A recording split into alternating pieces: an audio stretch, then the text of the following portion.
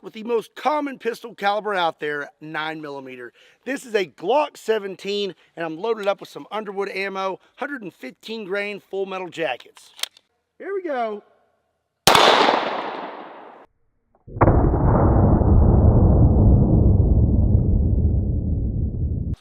It just blew right through it. So, this is pretty much worthless. Let's move on to the actual bulletproof glass. This thing is basically shoulder-fired artillery.